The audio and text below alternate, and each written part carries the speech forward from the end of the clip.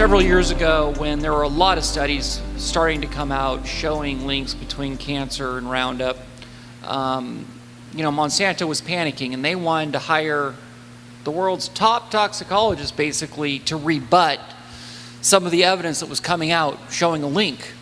So they went to this doctor in Europe, Dr. Parry, and he was just one of the top scientists in the world on the subject.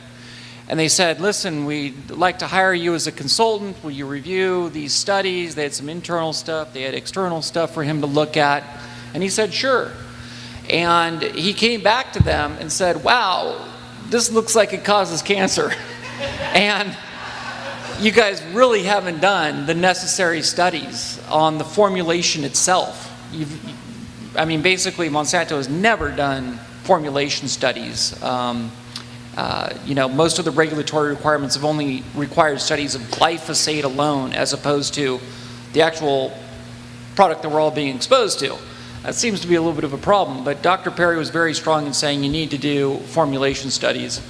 Of course, Monsanto refused, and instead of turning the Dr. Parry report over to the EPA as required by law, they buried it, they hid it.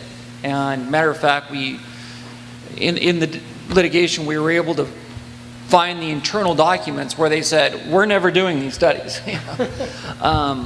So it's a powerful story when you add that piece of evidence into all of the other pieces.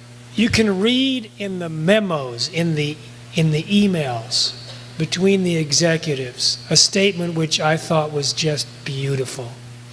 One Monsanto executive to another, after hearing Dr. Parry's conclusion that the company's product, the company that hired him to do the study, their product was found to be a probable carcinogen, they said, has he ever done studies for industry before?